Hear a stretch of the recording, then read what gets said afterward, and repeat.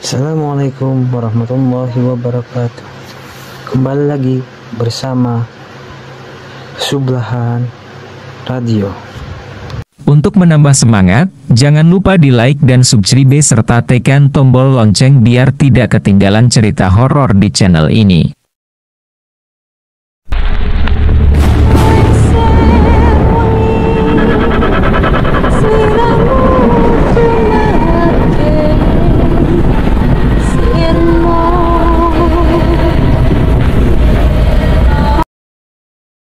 Perkenalkan, namaku Verina, tapi teman-teman biasa memanggilku Rina agar lebih singkat. Di sini aku akan menceritakan pengalaman mistisku selama mendaki Gunung Gede bersama keempat orang temanku. Mereka ini tergabung dalam satu band kampus. Oke, aku mulai dengan menceritakan siapa saja mereka. Yang pertama ada Gia. Dia adalah cowok yang sudah setahun lebih menjadi pacarku. Gia hobi main aneka alat musik sejak kecil. Sekarang bersama bandnya, ia dipercaya sebagai basis. Walaupun bandnya cukup terkenal dan fansnya banyak. Untungnya Gia bukan cowok genit.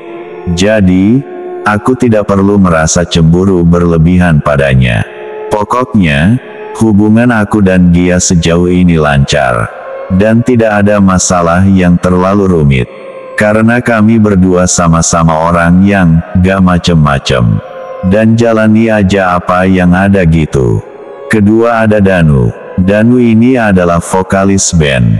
Wajah Danu sebenarnya gak ganteng-ganteng amat, tapi suaranya merdu, in a manly way. Tubuhnya tinggi, matanya dalam, rambutnya yang ikal sedikit gondrong, dan struktur rahangnya yang kotak, membuat ia tampak cool dan macho.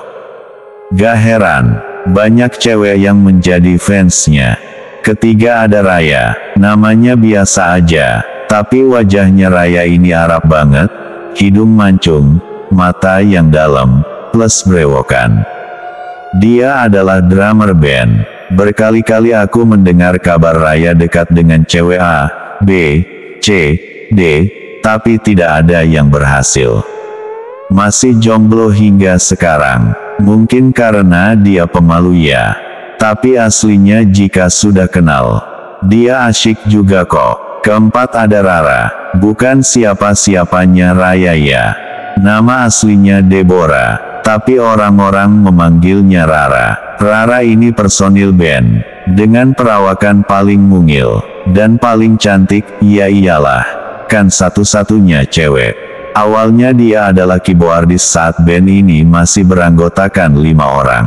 Namun ketika Niko, mahasiswa antropologi yang juga gitaris band, saat itu tewas akibat kecelakaan tunggal, Rara beralih memegang gitar. Rara ini aslinya dari Jogja, tapi matanya sedikit sipit sehingga banyak yang mengiranya Chinese. Tapi karena mata sipitnya itulah, kalau dia udah dandan, jadi mirip Eoni Korea. Cantik. Jadi sekitar sebulanan yang lalu, band ini mendapat tawaran dari salah satu manajemen musik indie untuk bergabung dengan mereka. Jelas Danu dan kawan-kawan menerima tawarannya. Satu lagu ciptaan band juga sudah rampung direkam secara profesional dan sedang disiapkan untuk bisa disiarkan di radio-radio, serta menembus iTunes, Spotify, Joox, dan aplikasi streaming lainnya. Beberapa gigs bahkan sudah dijadwalkan menunggu mereka manggung. Gak heran sih, soalnya band ini memang cukup komersil. Penampilan personilnya cukup ganteng dan cantik. Mungkin hanya pacarku saja yang wajahnya termasuk rada standar. Follower di medsosnya sudah banyak, beberapa video cover lagu yang diunggah ke YouTube pun mendapat sambutan cukup baik, hingga subscribernya terus bertambah. Berbagai festival band juga sudah sering mereka taklukkan. Dan satu lagi, kematian Niko yang diberitakan di mana-mana 2 tahun yang lalu, secara tidak langsung menambah popularitas band. Niko sebetulnya sempat selamat, meskipun mobilnya ringsek parah setelah menabrak pagar pembatas jalan tol. Dan jatuh terpental berkali-kali. Namun Niko hanya bertahan 2 hari. Oke, kita kembali ke cerita perjalanan kami ya. Pendakian ini adalah salah satu bentuk reward untuk diri mereka sendiri atas pencapaian dari band tersebut. Ya, semacam perayaan karena sudah bisa masuk manajemen. Kebetulan kegiatan kampus pun sedang libur. Oh ya, by the way, kami berlima adalah teman kampus dari jurusan yang berbeda-beda. Dia yang mengajakku dalam pendakian ini. Agar Rara ada temannya. Aku menyetujui ajakan itu, karena memang tidak pernah melakukan pendakian. So, aku pikir ini kesempatan yang bagus untuk mencoba hal baru. Syukurnya, orang tuaku memberikan izin. Dengan catatan, tidurnya gak boleh satu tenda dengan cowok. Hari Selasa pagi kami berangkat melalui jalur Cibodas. Katanya sih, ini jalur favorit para pendaki karena banyak view indah. Rencananya, kami akan refreshing di Gunung Gede ini selama 3 hari 2 malam. Rute yang kami lewati begitu menyenangkan. Apalagi cuaca hari itu sangat holiday, bahasanya ngarang banget ini. Cerah, tapi tidak terlalu terik. Ditambah suasana di kawasan Gunung Gede juga sedang tidak terlalu ramai. Aku berjalan bersebelahan dengan Rara. Danu memimpin di depan, sedangkan Gia dan Raya di belakangku. Sesekali, kami mengambil foto menggunakan handphone atau kamera. Melewati pos kandang batu, kami bertemu dengan air terjun dan sungai kecil. Kami menyempatkan diri beristirahat sejenak sambil berfoto dan ngemil. Ada juga yang mencuci muka menggunakan air dari sungai. Katanya, air di sini aman juga untuk diminum. Para pendaki sering mengisi ulang botol minuman mereka di sini. Aku pun tertarik mencoba air sungai mentah yang terlihat segar itu. Kebetulan botol minumku yang kecil sudah hampir kosong. Disinilah masalahku dimulai. Usai mengambil air dan hendak kembali kepada teman-temanku, aku tak menemukan mereka. Jejak keempat orang itu hilang seketika. Padahal aku hanya turun ke sungai sebentar. Aku sempat berpikir ini hanya prank. Tapi nyatanya dalam waktu lebih dari 15 menit, mereka masih juga tak terlihat.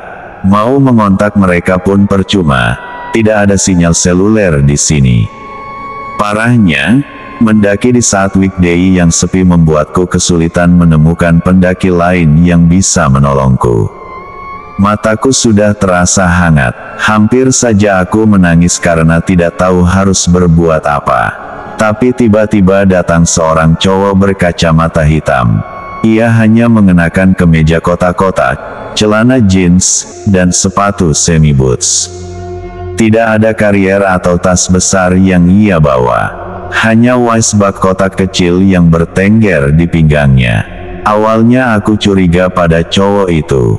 Tapi mau bagaimana lagi, hanya dia yang ada di sini.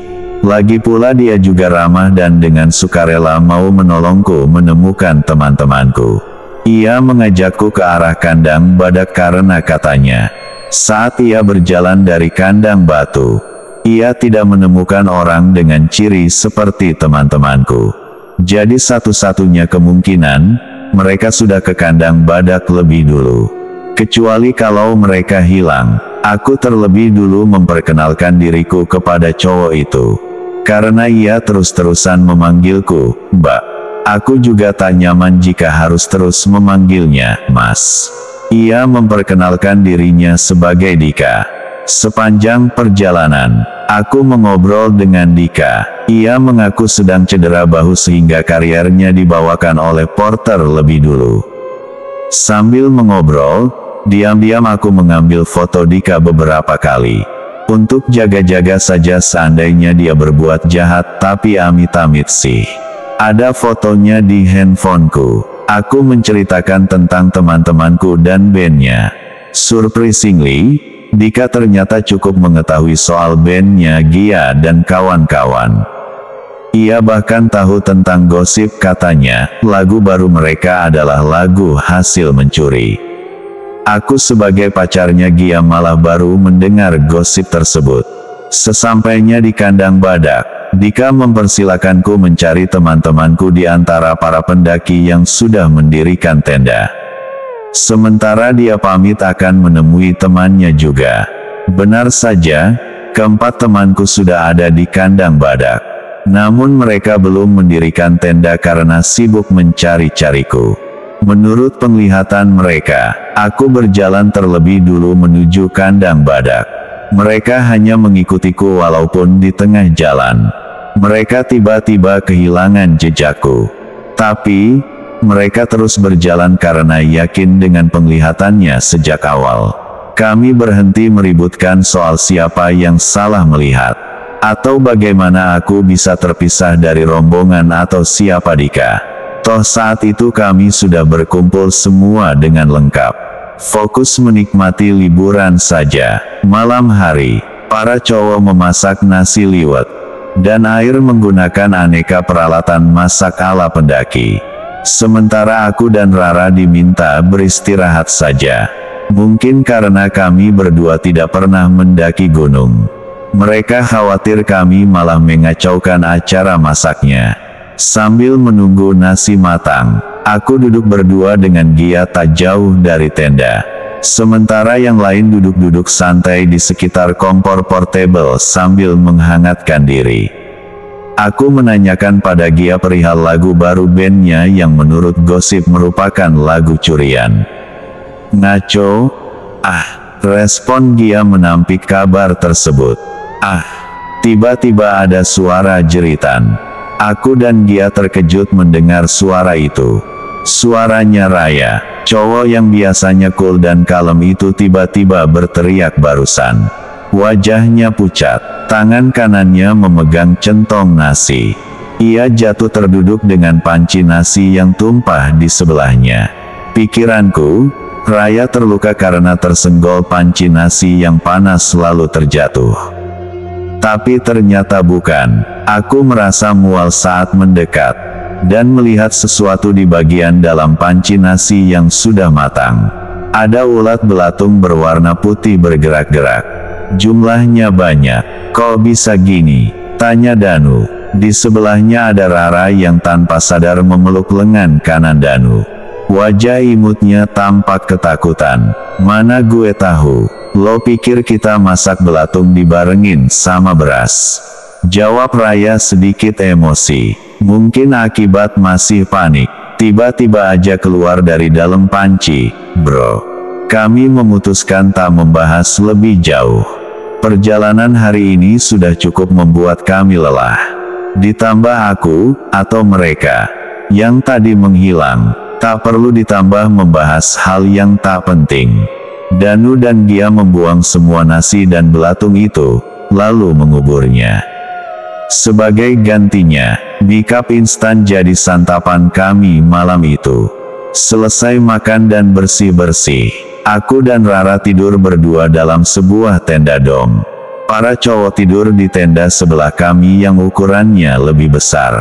Kami semua tidur lebih awal karena berencana mendaki puncak Gunung Gede mulai pukul 2 pagi. Namun sepertinya belum pukul 2, tiba-tiba aku terbangun. Telingaku mendengar suara ribut-ribut dan jeritan kecil. Kalau tidak salah dengar, maklum, baru banget bangun. Takutnya cuma mimpi dan masih tak bisa membedakan antara kenyataan atau bunga tidur. Kalau kata orang Sunda, lulungu. Rara, bisikku. Iya Rin, kamu denger itu. Rara ternyata sudah bangun juga. Kami segera bangun dan keluar dari tenda untuk mengetahui apa yang terjadi. Rupanya ada lagi binatang tak diundang mendatangi kami. Kali ini lebih parah. 2 kalajengking besar tiba-tiba ada di dalam tenda Gia, Danu, dan Raya. Saat ini kalajengkingnya sudah tidak terlihat. Tapi kami beserta pendaki lain di kandang badak masih mencari-cari binatang itu. Ngeri kan? Kalau tiba-tiba ada kalajengking masuk ke tenda. Semua lampu yang tadi sudah dimatikan kembali dinyalakan. 1 jam dari kejadian mengerikan itu, waktu sudah menunjukkan pukul 2. Kami berlima dan semua pendaki lain yang ada di sana memutuskan untuk bergerak memulai summit Atek agar bisa melihat sunrise tepat di puncak gunung.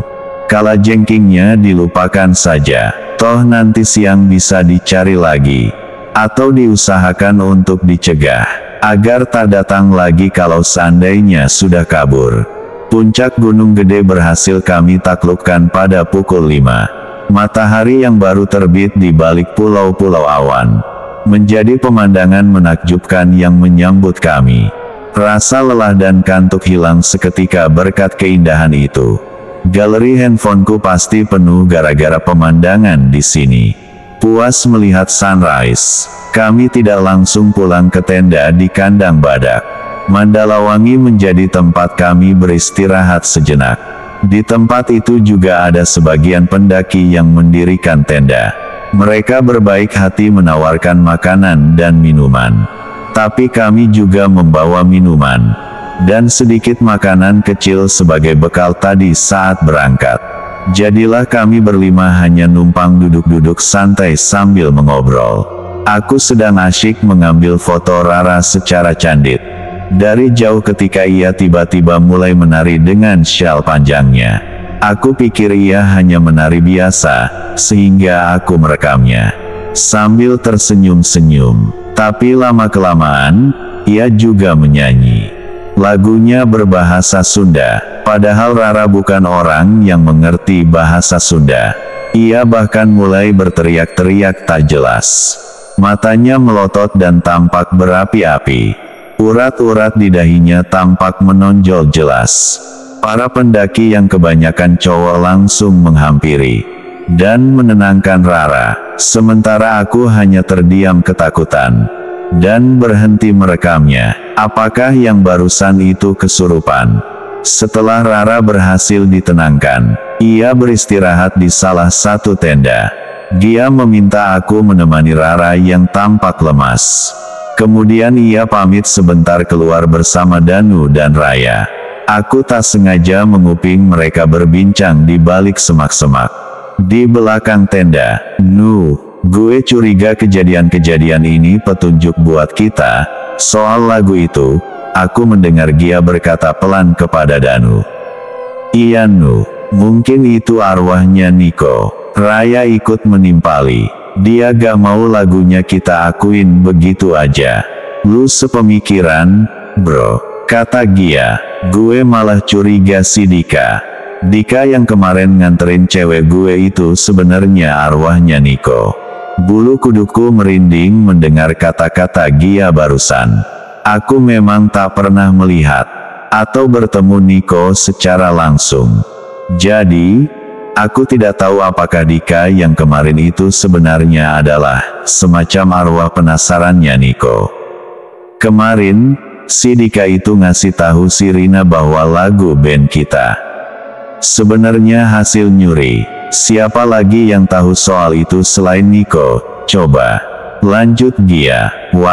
Jadi lagu barunya mereka itu sebenarnya hasil nyuri. Aku pamit sebentar kepada pemilik tenda dan segera menghampiri ketiga cowok itu. Maaf aku nguping kalian.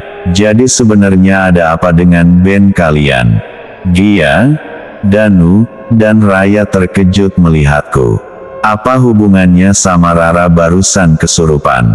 Terus Dika, jangan-jangan kejadian belatung sama kalajengking semalam juga masih ada hubungannya. Niko itu udah meninggal, Rin, jawab Danu.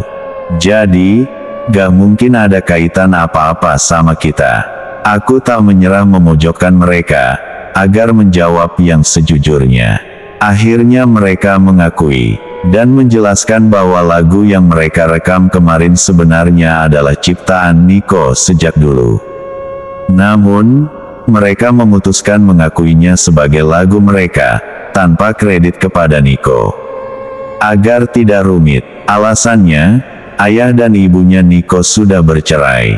Sehingga Danu dan kawan-kawan malas mengurus urusan royalti. Mereka khawatir, ayah dan ibunya Nico malah berebut royalti tersebut. Dan melibatkan mereka dalam masalah keluarganya Nico. Gia juga menceritakan soal kecurigaannya pada Dika, yang kemarin hilang begitu saja usai mengantarkanku ke kandang badak. Pasalnya, nama belakang Nico adalah Triandika. Ada Dika-nya. Ketika Gia memperlihatkan fotonya Nico, aku tidak bisa mengatakan ia mirip dengan Dika. Karena kemarin Dika mengenakan kacamata hitam. Walaupun perawakannya sama-sama kurus dan tinggi, disertai brewok tipis di pipinya. Kengerianku semakin bertambah ketika aku memperlihatkan foto Dika, yang kuambil diam-diam kemarin. Semua fotonya hanya berisi noise. Hanya garis-garis dan gelombang hitam putih tidak beraturan. Aku kembali merinding. Bukan hanya aku. Banyak foto teman-temanku di handphone masing-masing hanya berisi noise. Bahkan salah satu video yang direkam oleh Danu, tiba-tiba ada suara auman hewan buas seperti harimau atau singa. Aku benar-benar ingin pulang saja. Akhirnya kami memutuskan pulang di hari itu juga. Salah seorang pendaki yang juga bermalam di kandang badak, serta menjadi saksi atas kejadian-kejadian semalam dan kesurupan Rara, menyarankan kami sebaiknya pulang, dan menyelesaikan masalah-masalah yang mungkin kami hadapi. Takutnya ada kejadian lain lagi yang lebih parah, katanya. Sesampainya di bawah, dan menemukan sinyal, aku berusaha mencari foto-foto Nico dari Google dan medsosnya. Dari beberapa foto yang kutemukan, ada momen Nico mengenakan kacamata hitam aviator. Ia tampak sangat mirip dengan Dika yang kemarin aku temui. Ya ampun, apakah Dika adalah Nico? Setelah kembali ke Jakarta, Danu dan ketiga personil band lainnya sepakat untuk mengurusi royalti hak Nico. Pihak manajemen pun tak masalah dengan perubahan perjanjian royalti tersebut. Mereka mengurusi royalti dengan adiknya Nico. Dari adiknya Nico, akhirnya diketahui bahwa beberapa bait dari lagu ciptaan Nico sebenarnya adalah terjemahan dari syair-syair Sunda Buhun atau kuno, yang dicurigai sebagai jampi dan memiliki kekuatan magis. Syair-syair tersebut Nico dapatkan dari lembaran buku-buku lawas milik kakeknya, dan sempat menjadi bahan penelitian untuk makalahnya.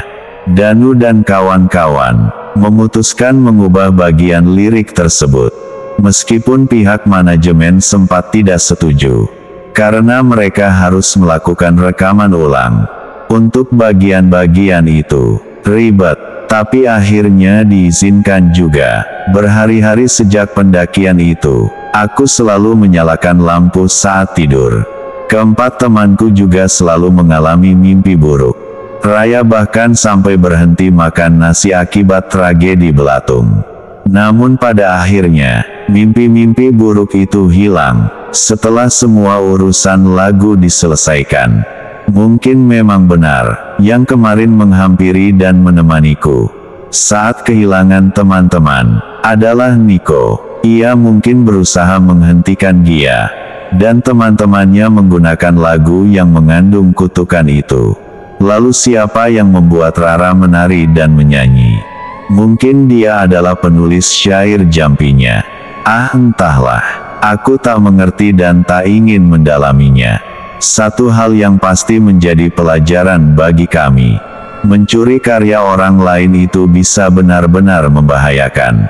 Apalagi jika kita tidak tahu asal-usulnya. Apakah aku masih mau mendaki?